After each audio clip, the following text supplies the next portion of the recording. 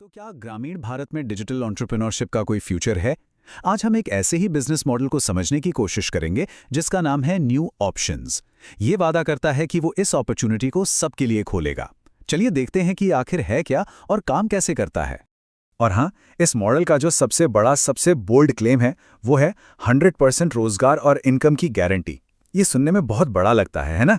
तो चलिए जरा इसकी गहराई में जाते हैं और देखते हैं कि कंपनी का प्लान क्या है इसे पूरा करने का। तो इस पूरे मॉडल को समझने के लिए हम इसे 5 स्टेप्स में देखेंगे। सबसे पहले जानेंगे कि न्यू ऑप्शंस है क्या। फिर इसके जो 3 लेवल्स हैं, डिजिटल सेंटर, डिस्ट्रीब्यूटर और मास्टर डिस्ट्रीब्यूटर, उनको समझेंगे। और आखिर में ये भी देखेंगे कि ये सेंटर्स असल में काम क्या करते हैं। तो न्यू ऑप्शंस का बेसिक आइडिया क्या है? देखिए, इसका मेन गोल है कि पंचायत लेवल पर मतलब गांव-गांव में डिजिटल बिजनेस सेंटर बने। ये सेंटर ग्रामीण इलाकों में तरह तरह की ऑनलाइन सर्विसेज पहुंचाएंगे।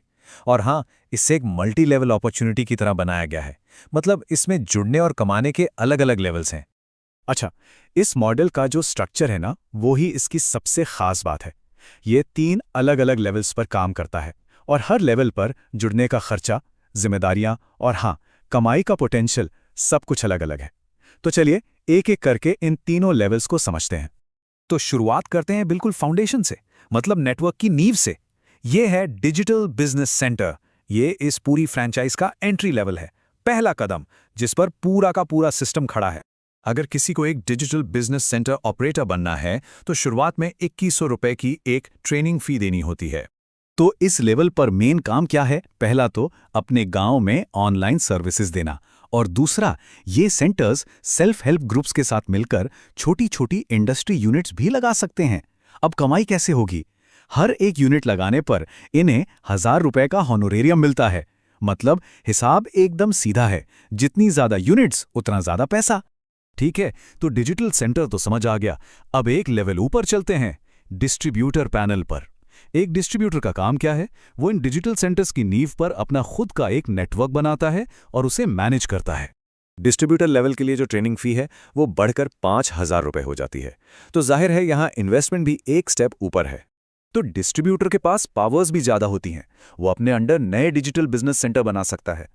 अब कमाई की बात करें तो यूनिट लगाने पर उसे ज्यादा ऑनरेरियम मिलता है, 1500 रुपए प्रति यूनिट। और इतना ही नहीं, जब उसके बनाए हुए सेंटर्स को यूनिट लगाते हैं तो डिस्ट्रीब्यूटर को हर यूनिट पर 200 से 500 रुपए का मंथली इंसेंटिव भी मिलता है। और अब आते हैं इस फ्रेंचाइज मॉडल के सबसे टॉप लेवल पर। यह है मास्टर डिस्ट्रीब्यूटर, जो एक तरह से इस पूरे स्ट्रक्चर के शिखर पर बैठा है। इस टॉप लेवल यानी मास्टर डिस्ट्रीब्यूटर पैनल के लिए ट्रेनिंग फी है 15,000 रुपए। तो मास्टर डिस्ट्रीब्यूटर के पास सबसे ज्यादा पावर और अर्निंग पोटेंशियल होता है। वो सिर्फ डिजिटल सेंटर ही नहीं बल्कि अपने नीचे डिस्ट्रीब्यूटर्स भी बना सकता है। उसको हर यूनिट लगाने पर सबसे ज्यादा यानी 2000 रुपए का हॉनोरेरियम मिलता है। इसके अलावा उसके पूरे नेटवर्क में कहीं भी कोई यूनिट लगती है तो उसे 300 से 800 रुपए का मंथली इंसेंटिव मिलता है। इससे इनकम बहुत बढ़ जाती है। तो चलिए एक बार इन तीनों लेवल्स को साइड बाय साइड रखकर देखते हैं। डिजिटल सेंटर की शुरुआत होती है 2100 रुपए की ट्रेनिंग फीस से। डिस्ट्रीब्यूटर के लिए ये 5000 है और मास्टर डिस्ट्रीब्यूटर के लिए सीधा 15,000 रुपए। और जैसे जैसे लेवल बढ़ता है ऑनरेरियम और मंथली इंसेंटिव्स भी बढ़ता जाता है। तो ये एक प्रोग्रेसिव स्ट्रक्चर है। ठीक है, तो हमने पूरा स्ट्रक्चर तो समझ लिया, लेकिन एक बहुत बेसिक सवाल अब भी है कि ये जो डिजिटल सेंटर्स हैं ये असल में लोगों को सर्विसेज क्या देंगे? मतलब डे टू डे काम क्या होगा इनका? चलिए अब इस पर एक नज़र डालते हैं। तो देखिए, इन सेंटर्स का मेन फोकस है डिजिटल और बिजनेस सर्विसेज पर। जैसे लोकल बिजनेस के लिए डिजिटल मार्केटिंग करना, ई-कॉमर्स वेबसाइट बनाना, आईटी सपोर्ट देना या फिर किसी पारंपरिक दुकान को ऑनलाइन लेकर आना। मतलब जो नए स्टार्टअप्स हैं या एंटरप्रेन्योर्स हैं उन्हें भी यहां से मदद मिल सकती है। अच्छा, बिजनेस सर्विसेज के अलावा ये सेंटर आम लोगों के लिए भी बहुत काम के हैं।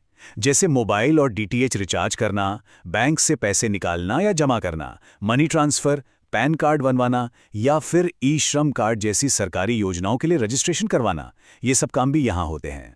फाइनेंशियल सर्विसेज में एक बहुत ही इंपॉर्टेंट टूल है एईपीएस, मतलब आधार इनेबल्ड पेमेंट सिस्टम।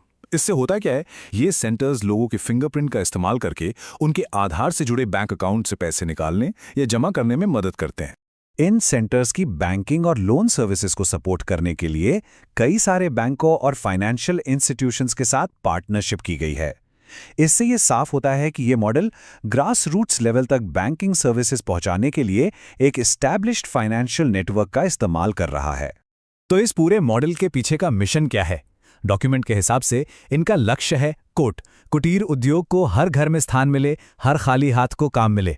मतलब फोकस जमीनी स्तर पर रोजगार और सेल्फ एम्प्लॉयमेंट पर है। तो सवाल यह है कि आखिर ये मॉडल है किसके लिए? डॉक्यूमेंट को देखें तो टारगेट ऑडियंस बहुत बड़ी है।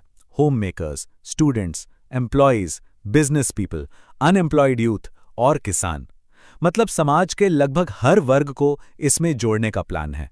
तो आखिर में ये सब हमें एक बड़े सवाल पर लाकर खड़ा कर देता है। देखिए, मॉडल का स्ट्रक्चर साफ है और सर्विसेज भी जरूरी हैं, लेकिन क्या ये सच में ग्रामीण भारत में 100% रोजगार और इनकम की गारंटी देने का अपना इतना बड़ा वादा पूरा कर सकता है? इस मॉडल की कामयाबी कई चीजों पर डिपेंड करेगी, जैसे इसे लागू कैसे किया जाता है और क्या गांव के लोग इसे अपनाते हैं। ये एक ऐसा सवाल है जिस पर सोचना तो बनता है।